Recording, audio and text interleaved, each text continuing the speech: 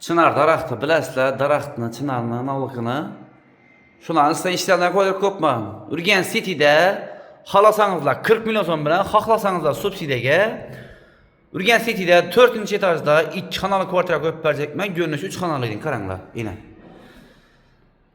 Pullarni aytib o'taman. 57 kvadrat 40 milyon so'm bilan 5,5 milyon so'mdan chiqadi, subsidiyaga 3,5 milyon 3 milyon 7 milyon so'mdan chiqib boradi.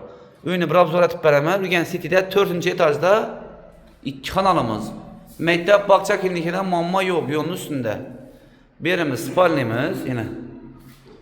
Birimiz holimiz, birimiz hem kettakine. Gelesler birimiz aşxanamız. Obşata pinesi var. Balkonu var, bakçası yanında, ümdet çıksana yola çıkaslar. Birimiz bir spalni xanamız. Bir yanımız ise sanuzeyimiz. Gelesler aylık kefil şart emas 40 milyon so'm berasizlar. 5,5 milyon so'm aylık to'lov chiqadi. Xolasangiz subsidiya kelsangiz üstünde plan 25 milyon so'm, şimdi pul to'laysizlar. 3,5 milyondan chiqib borishi kerak. Shuning deb aytdilar endi bankadagilar.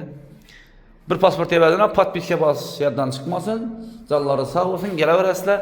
Eng arzon joylar Xorazmjoy kvartira profilida bo'ladi. Nomerimiz 87 607 87 87. Yana bir aytaman. 87lik 607 87 87. Sağ olun, selamat olun.